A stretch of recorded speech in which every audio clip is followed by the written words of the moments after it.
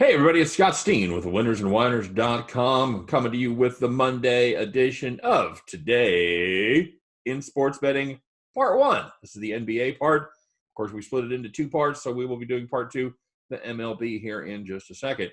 As always, I am joined with my partner in crime, my cohort, my right-hand man. He is Scott Reichel. Scott, happy Monday. How's the week treating you so far? It's treating me pretty well. Weather's still nice out. Somehow we're in the middle of August. I'm not really sure how that happened. No, right? But yeah, kind of crazy times, but overall, pretty good. This weekend was pretty good for me. Unfortunately, golf was not, but we'll get into that. Well, actually not even anymore because we're Right. not covering golf. So yeah, overall pretty good weekend, but I faded Kepka and DJ, so that pretty much sums up my Sunday.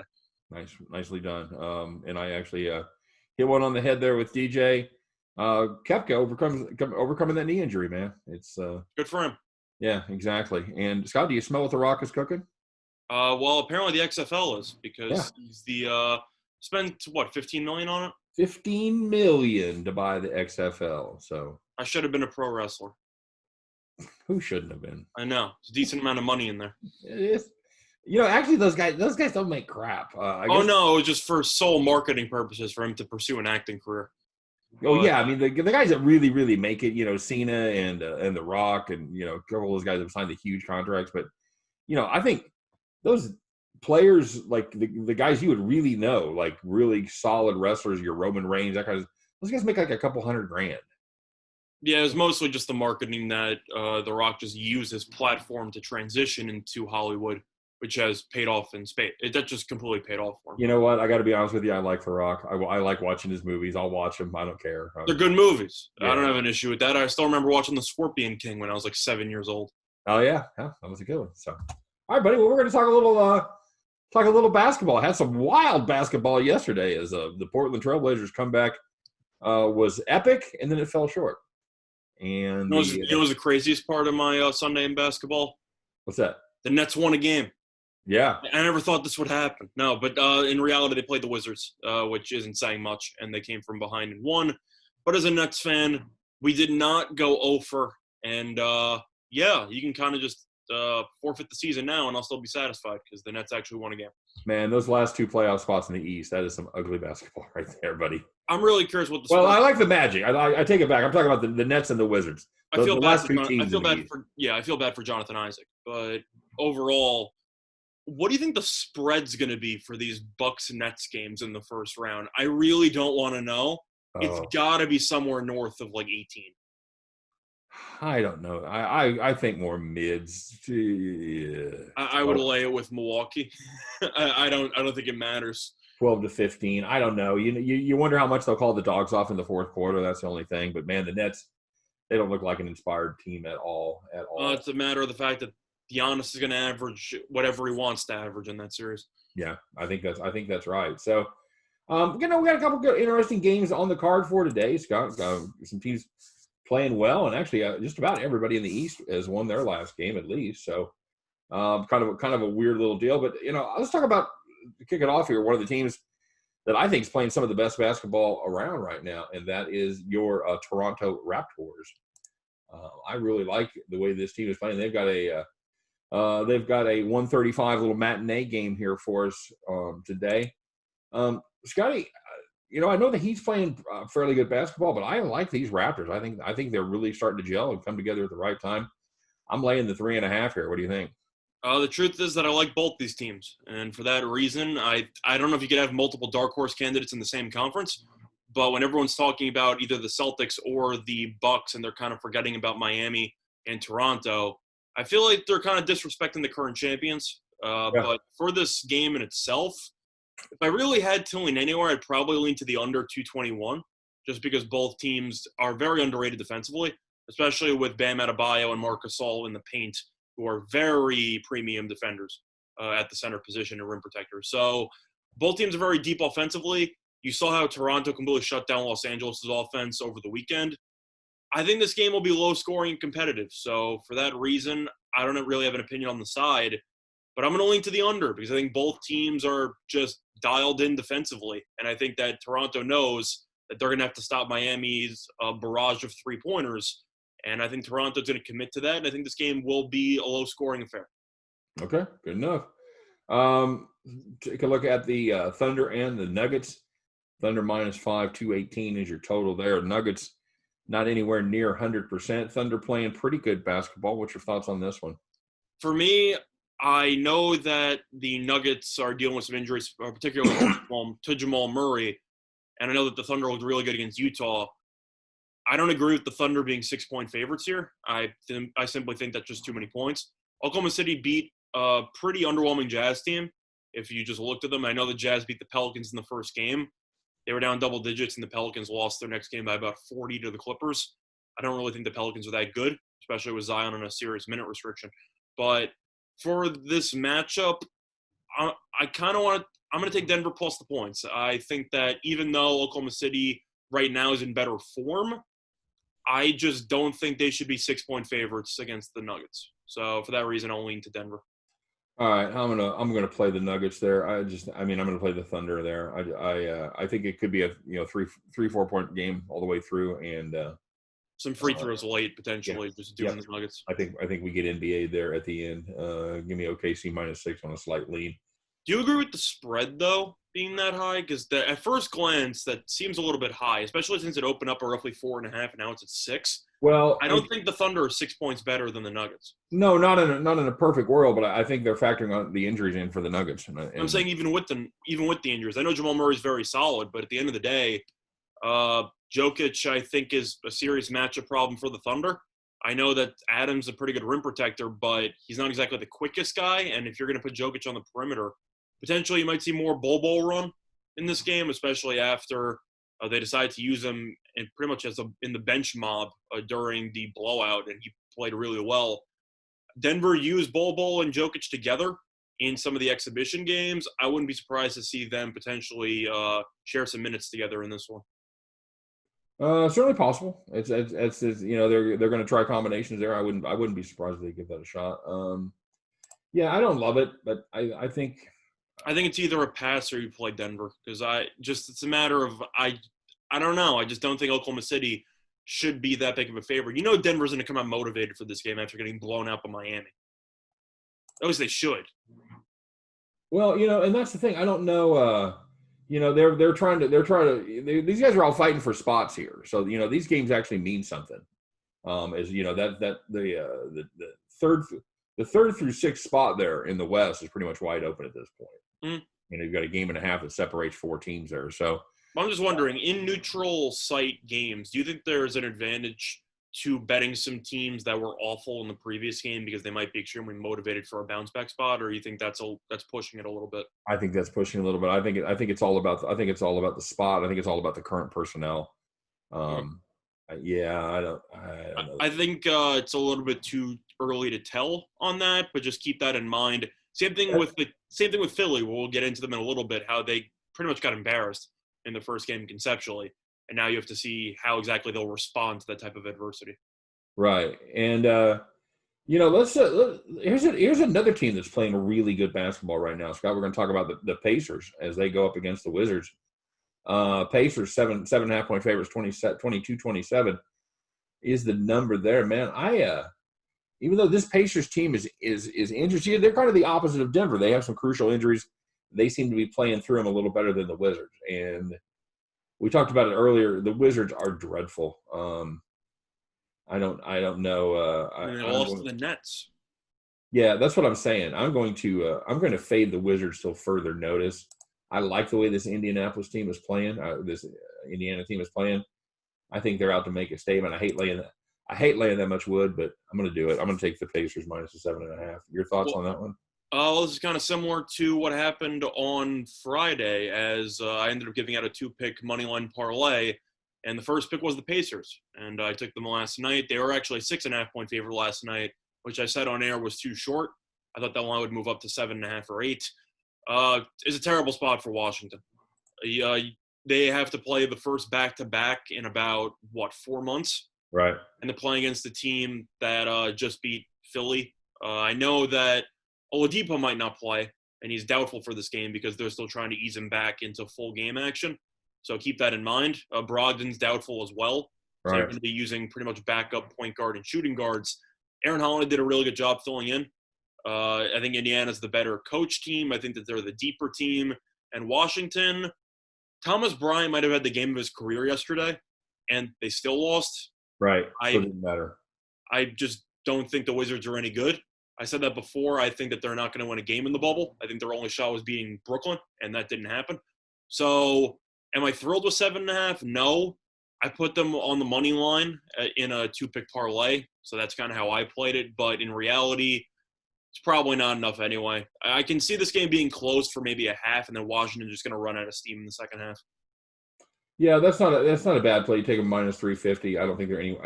I don't see a way. Well, it's lower. I mean, yesterday it was like minus 275. I gave it a 2-pick, and it turned out to be minus 110. So it worked out well. And unsurprisingly, everyone's just fading this Wizards team to death, and I can't blame them. I don't see a way. I don't see any way Indiana loses this game.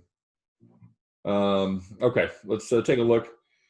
Yeah, a team that's generating a lot of buzz just because of Zion, but in reality, This team's not any good. You hit it earlier. They ain't playing good basketball right now. It's the Pelicans and Grizzlies. Pelicans minus 3.5, 239 is your total. I don't want any part of this. I might play that. Well, Memphis played yesterday, so it's a really tough spot. I mean, Memphis is 0-2 in the bubble. They've lost 2 really close games. They lost an overtime barn burner to Portland. They lost yesterday to San Antonio. I had the over in that game, and they had to foul DeRozan in a tie game with 1 second left, so I missed my overtime draws. But, it's in the past. It's really tough because you don't know how many minutes Zion's going to play. Right. I think the Pelicans are handling the situation terribly.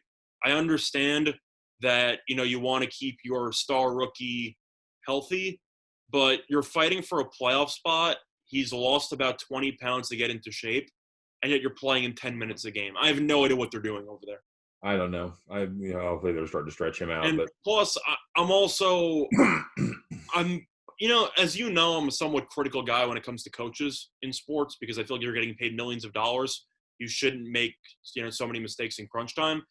I have never understood the appeal of Alvin Gentry, and people talk about him like he's a phenomenal NBA head coach, and I cannot remember one time he's been successful anywhere he's gone, like ever. I remember him on Phoenix when he took over for D'Antoni. Those teams were mediocre. Took over for New Orleans. They won, I believe, 1 playoff series, and they talk about him like he's some type of genius. He might have a losing record in his career. Are you familiar with New Orleans basketball? He is some kind of genius if he's won a playoff series. They had Anthony Davis, and they played Portland, and Davis averaged about, 38, 15, whatever. I mean, it's just a matter of people think Gentry's this really good coach, and I disagree. He has not been that successful wherever he's gone. And I think this Pelicans team should have played Zion in the crunch time against the Jazz, and they completely just butchered the execution. I don't trust this team because after choking a big lead, they came out and responded by being down 35 at the half to the Clippers. So I want nothing to do with this team. I'll probably lean to Memphis, but I'm passing. I'm not a fan of this spot. I like nothing about this game at all. The Pelicans are awful defensively. You want to hear a great joke? You know who the 9 seed is in the Western Conference? The Spurs. The Spurs 2-0 since they entered the bubble. They've officially jumped the Grizzlies and the Trailblazers for 9th place in the Western Conference. So, yeah. Memphis not exactly having a good time right now in the bubble. No, they're not. And the Spurs are making a run at it. They're just 2 games back. They took care of the Blazers. I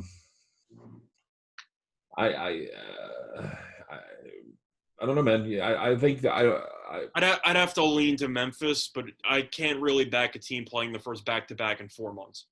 No, I just can't do it. I'm literally, I know we like to make a pick on every game.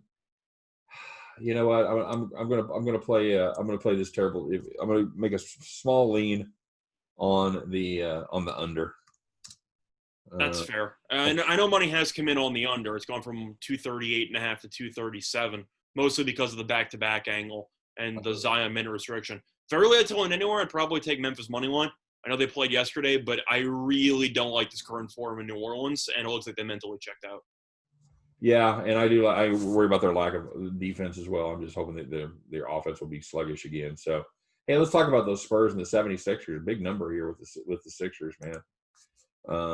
I'm not. I think it's warranted because the Spurs played yesterday and Philly did not. So you're kind of looking at another back-to-back versus Philly. Plus, do the Spurs have anybody that can guard Embiid? I know that Indiana didn't have anybody either, and he ended up going for 41 and 21. The Spurs starting center is Jakob Poeltl. Yeah. Embiid could easily go for 40 again, and I don't think the Spurs have any answers. I'm leaning to the under, though.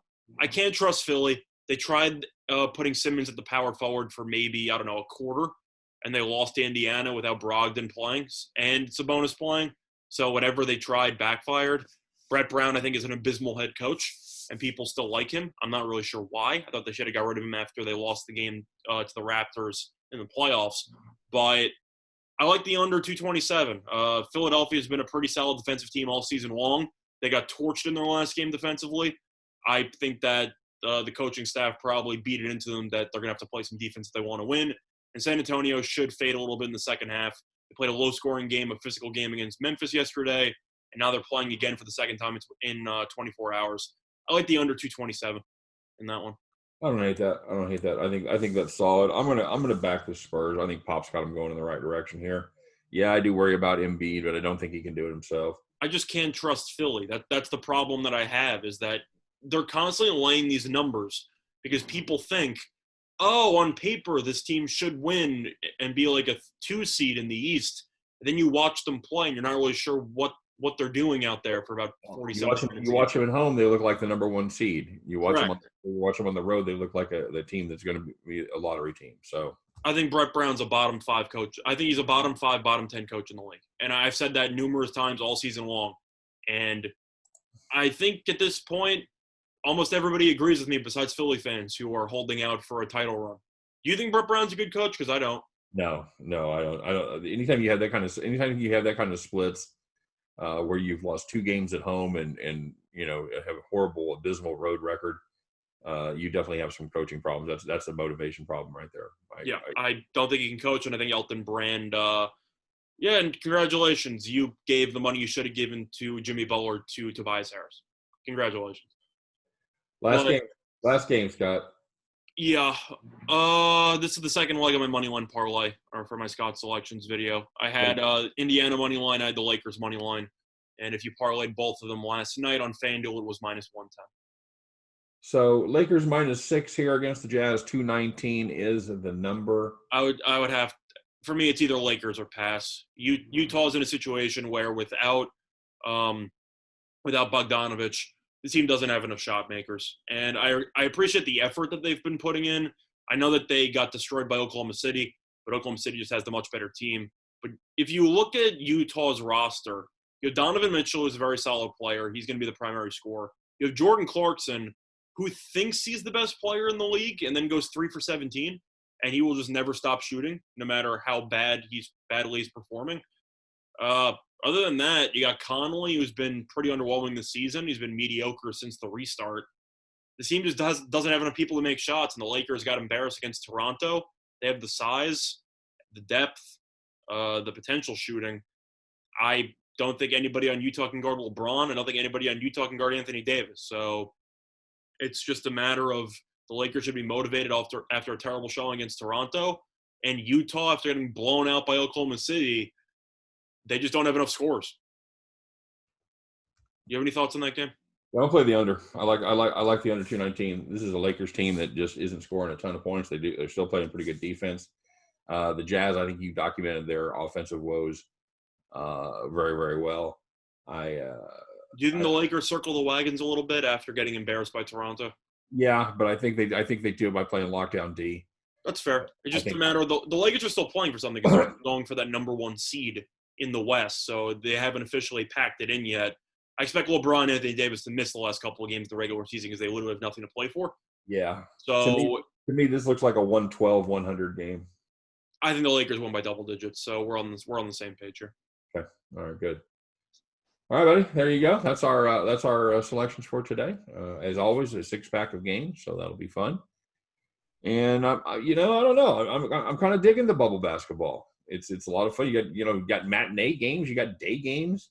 It's better than the non-bubble baseball. So Bar's been set pretty low in that aspect. Well, I'm a Royals fan, so it's always In that case, you really hope they should have shut down the season at this point. We've already given up on the season. It's over for us. So, well, it happens. We'll talk about that on the next show. Yep. All right, everybody. Thanks very much for joining us again for Phase 1 of Today in Sports Betting, the NBA. Scott and I will be back in just moments to talk a little MLB as we do Part 2 of Today in Sports Betting. Until then, you guys take care. Good luck on all of your NBA plays today. We'll see you next time. All right. Bye-bye.